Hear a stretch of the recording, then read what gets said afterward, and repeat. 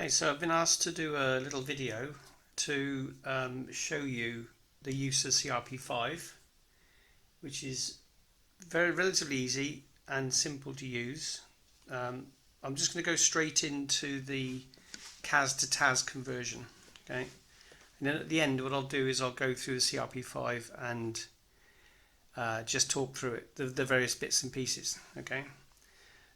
So first of all, you need to remember that the outside scale, so what I'm moving at the moment is what we call the inner scale, okay? And these numbers here where it says minutes, RAS and CAS, that's the numbers we'll be looking at when we're doing our actual conversions, but it's not where we'll be looking when we set it up most of the time. So when we set it up, we'll be looking at the airspeed window just here. Okay, so when we look in the airspeed window, that's where we're going to put in our pressure altitude and our air temperature, because that's what we need to tell the CRP5. So the outer scale is TAS. So for argument's sake, if I had 300 on the inner scale, which is RAS and CAS, as you can see, sorry, hold that better, then on the inner scale, that 30 could be 300 CAS. And if I'd set up my CRP5 correctly, when I look up from the 300 CAS, I see that I'm at a TAS of, call it 350, 360, 362-ish. Okay, just there. Now you can use the cursor to line up the things. Sometimes I do, sometimes I don't. It's entirely up to you what you do. Okay. So let's do this calculation from CAS 220 to TAS, and we've been given that the flight level is 220, so that's 22,000 feet, and the outside air temperature is -50. Now you can practice this how you like, and you can use whatever figures you like. Try and keep them reasonably realistic. So -50 is a little bit colder maybe than it would be, but that's going to mean that I don't get compressibility this time, and we'll look at that in a minute. Okay, so this is just going to be a straight CAS to TAS quick conversion. And so the first thing we're going to do is I'm going to go to the airspeed window, okay? And in the airspeed window I'm going to line up just here in the middle, which is my pressure altitude. Okay, I'm going to line up 22,000 against -50 in the outer temperature scale. Now you'll notice there's a temperature scale top and bottom. It doesn't matter to us. It's easiest to do the top part. So if I put -50, and you notice that the minuses are on the right, pluses on the left, that catches people out. If I put the -50 against 22,000 feet, which is there, just about, it's a little bit sticky, my CRP5, there we go. So I've lined up 22,000 feet with -50. Okay, and that's what you need to do. You need to get that done first. And then once you've lined up 22,000 feet with -50, this is now set correctly. And I don't want to move it, so I'm squeezing it now so it doesn't move. And I need to find my CAS of 220 on the inner scale. So that's not far around to go. There we are, there it is, look, 22. And if I look up from 22, I can see that if I use the cursor just for your benefit, then I can see that I'm on roughly, what's that, 2924, 295 TAS. So that's my actual TAS. It's 295, and because it's not over 300, there's nothing else to do. Okay, so that's a TAS of 295 with a CAS of 220 under the conditions I've got here. Okay, sorry, 295. There we go. So that's my TAS. And now I've got my TAS and I've got an outside air temperature. What I could do, if I was asked, is I could work out the Mach number very easily. And what you do to work out the Mach number or the local speed of sound, you've got the outside air temperature, you've got your TAS, so all you need to do is find what they call the Mach index pointer. Okay, now the Mach index pointer will appear in one of these windows. Obviously it would be the airspeed window normally. And what you need to do to find it is you need to put the blue 10 against 65 on the outer scale. Now the blue 10 there is also, as it says here, Mach number. Okay, so Mach number or pressure altitude in this window, but that red arrow is pointing up to the blue 10, which effectively is Mach 1, effectively. Remember, on the CRP5 there's only numbers, there are no decimals, so you have to go with the flow. So we're not looking at the orange bit, we're looking at the inner scale, the outer of the inner scale, where that blue 10 is. So what I'm going to do is I'm going to put the blue 10 to roughly sea level local speed of sound, because I know if I do that, I'm bound to find the Mach index pointer pointing at, for instance, if I put this on 661, let's just try that. So if I put it on 661, which I know is local speed of sound at sea level at 15 degrees centigrade, then somewhere I should find a pointer pointing at 15 degrees centigrade.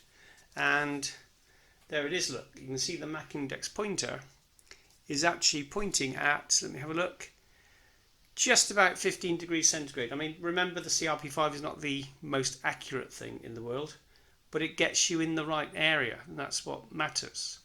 So, having found the Mach index pointer now, what I'm going to do is I'm going to tell it where I am in the atmosphere in temperature terms, which is at minus 50 degrees. So I'm going to move my inner scale until the Mach index pointer is on minus 50. There we go. And what I've done now is I've set up the local speed of sound for the temperature that I'm experiencing. So if we go back to the blue 10, you can see that on the blue 10, it's now pointing at, what have we got, 560, 70, 80, so about 582 knots.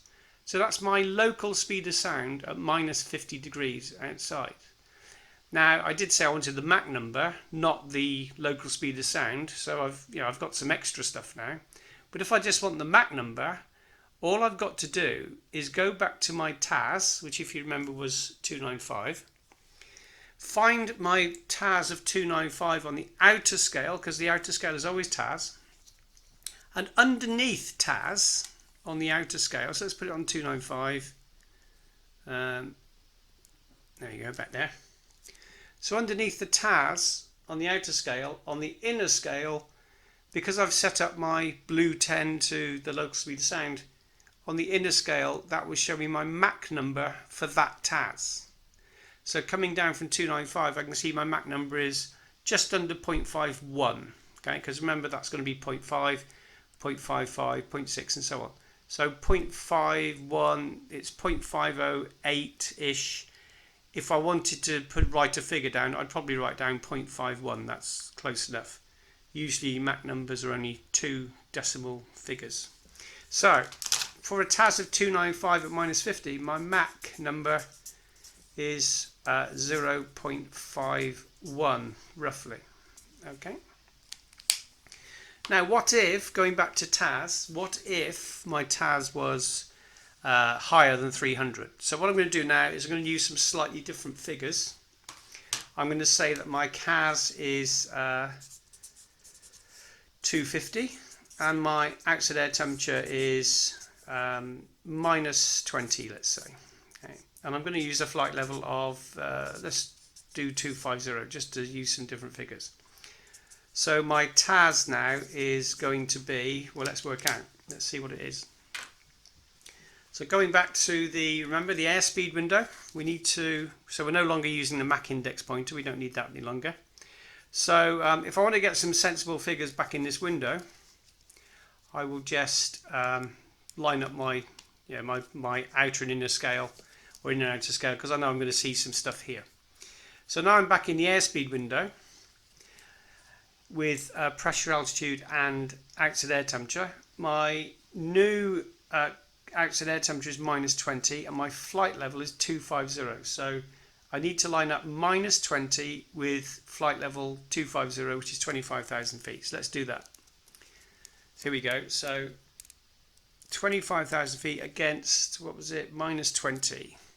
So there's 25,000 feet. You can see it coming up. And I need to put minus 20 against that, which is there. Okay, be as accurate as you can, but don't worry, you will be close enough to get the correct answer most of the time.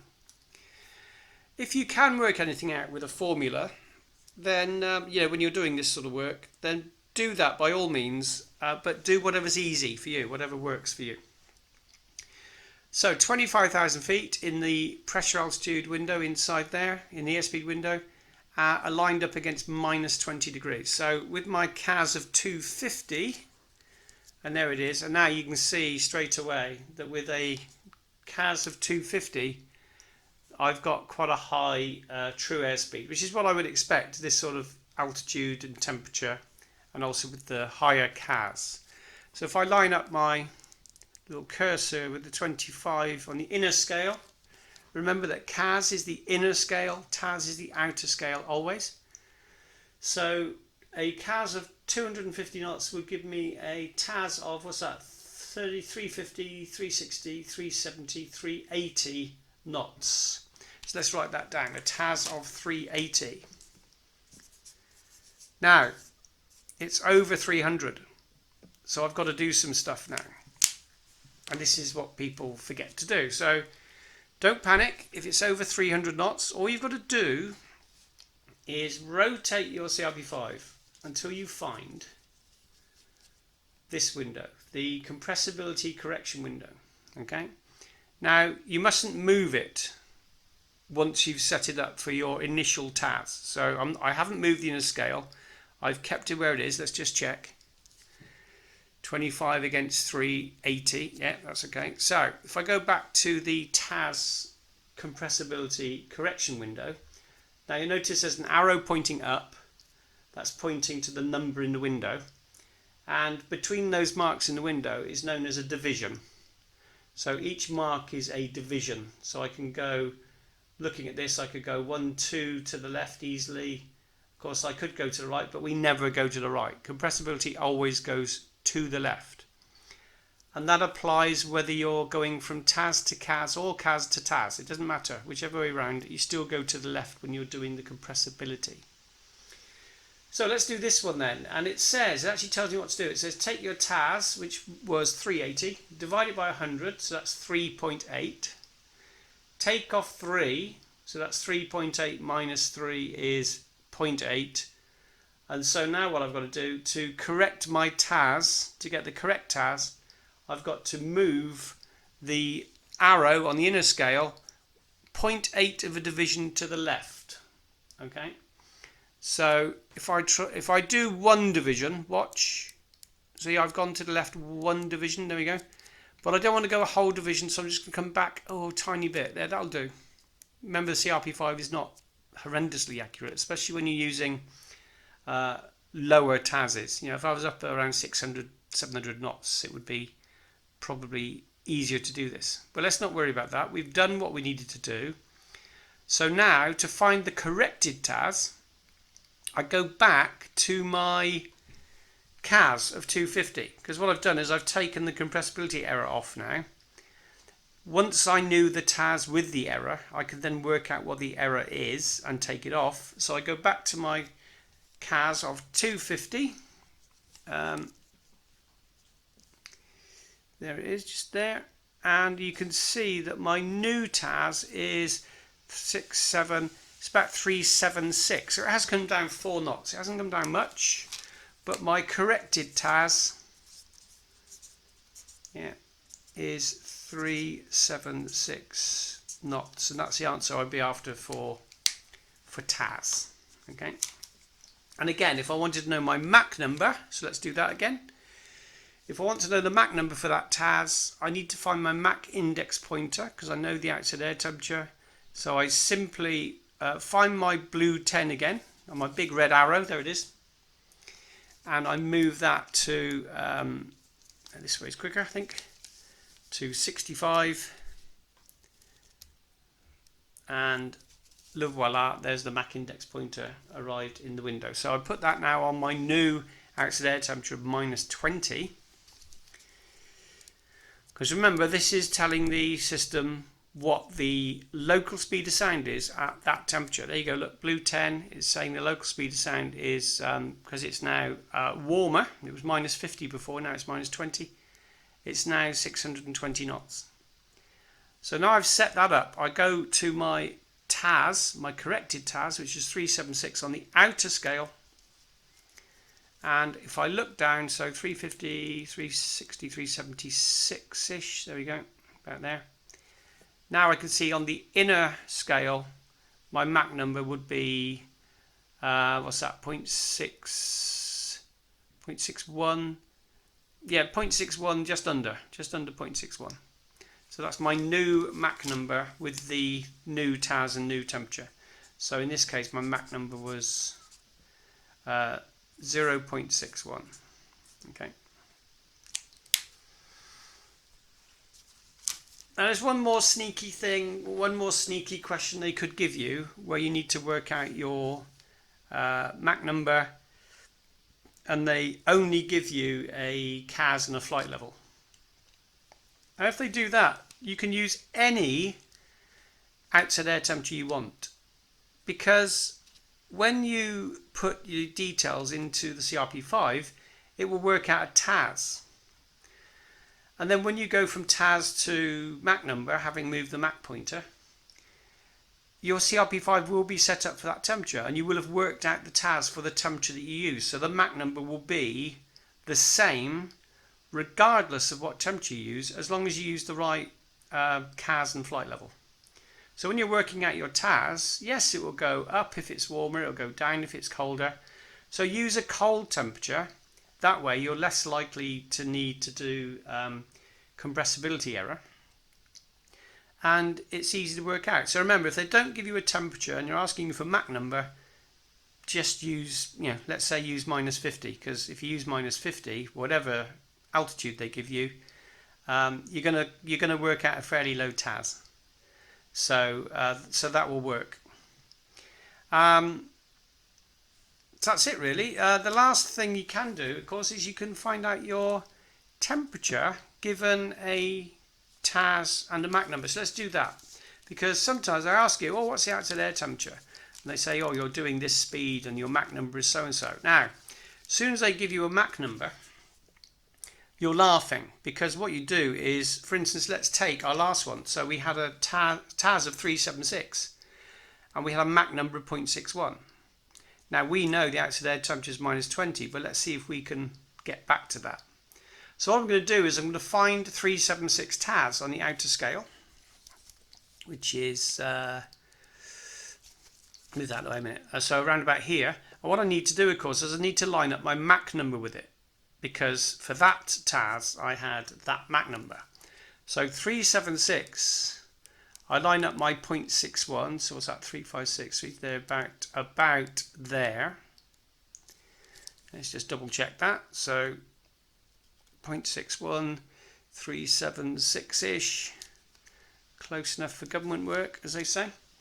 Okay, so 376 lined up against 0.61 Mach, and now I can go the opposite way around. I can actually now go to the Mach index pointer, and looking at it, it tells me that my outside air temperature for what I've set up is -22 possibly.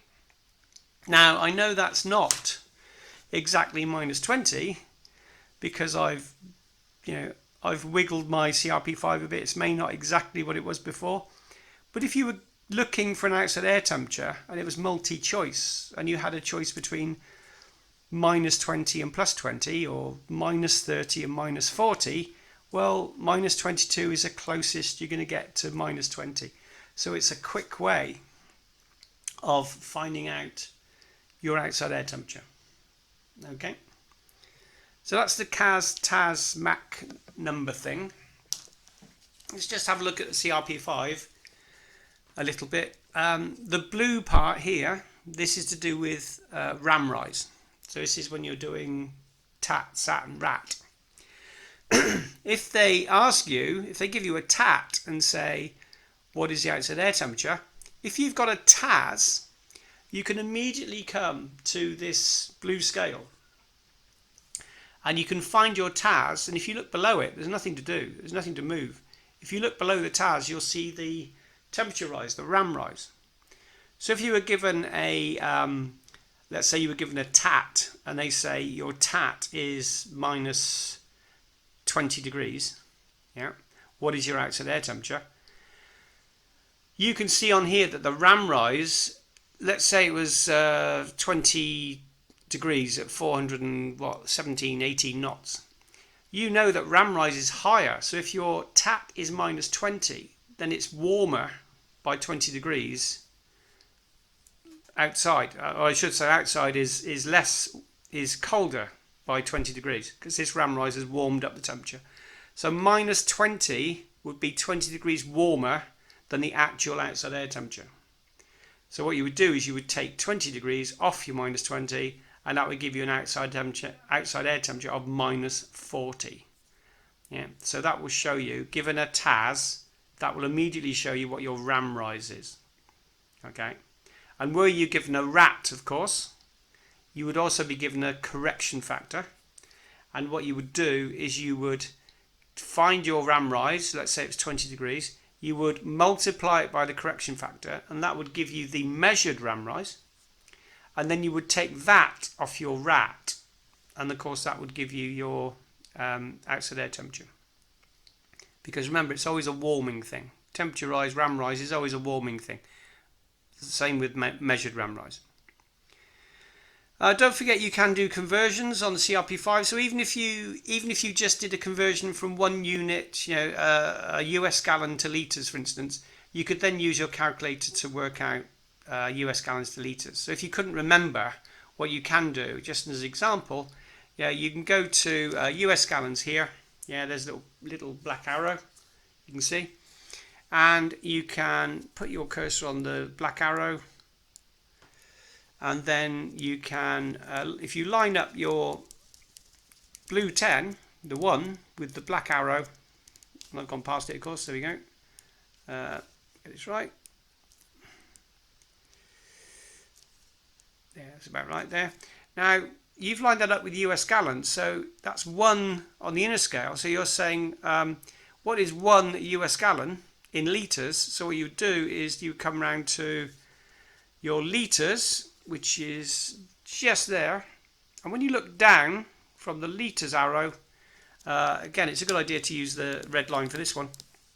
So if you come down from the litres arrow, which just happens to be on that blue 10, you can see it says 35, 36, 37, almost 38. So I happen to know that it is 3.79 litres to a US gallon. So now you've got that. If you've got a 520 US gallons, you can multiply that by 3.79 on a calculator, and you now know your litres. And of course, multiplying litres by specific gravity will give you the kilograms, and that's critical when you're doing your fuel loads, of course. And of course, I could also use it to see what an imperial gallon, if I needed to. What's an imperial gallon in US gallons, or what's 1 US gallon in imperial gallons. And all you do is you line up, as I say, you line up your 10, your 1 with the US gallons. And if I come around to the imperial gallons black arrow, we can see straight away that on the inner scale, I've got what, 0.835. So an imperial gallon is 0.835 of a US gallon. And you can do this with specific gravity, pounds, litres, feet, nautical miles, whatever. You can convert units, and it doesn't have to be 1 unit. You can convert, for instance, 50 gallons to something. But if you just want a conversion figure, then obviously that's the way to do it. Okay. And the final thing I'll say today is Fahrenheit to centigrade. Why sweat the 1.8 per degree centigrade, in Fahrenheit plus 32 or whatever it is? Just look here, look. Now, if I said what's 52 degrees Fahrenheit in centigrade, you simply go, oh, hang on, 52, it's just over 10 degrees centigrade. So again, if it was multi-choice, you would quite quickly find the right answer. No need for a calculator, just look along the bottom of the CRP5. Quite useful. Okay, so that's all speed stuff. You can use this, of course, for your true altitude. You can also use it for density altitude, but density altitude is so simple that it's not worth doing it on here because this is very inaccurate. You might as well use the isodeviation once you found out what it is times 120 feet, Yeah, because for every degree deviation, your density altitude will be 120 feet higher if it's warmer and lower if it is colder. Don't forget that's per degree deviation. So for plus 10 degrees deviation, that would be 10 times 120, which of course would be 1200 feet. Okay, and that's density altitude, but it's easier to use the 120 feet. Yeah. True altitude you can do by setting up your the air temperature against your indicated altitude, and then on the outer scale it will show you your relationship between what you're seeing and what you're getting. But it's more likely that you're going to get TAS, CAS, Mach number questions anyway. So hopefully that video has helped you. Any questions, get back to me. Ta.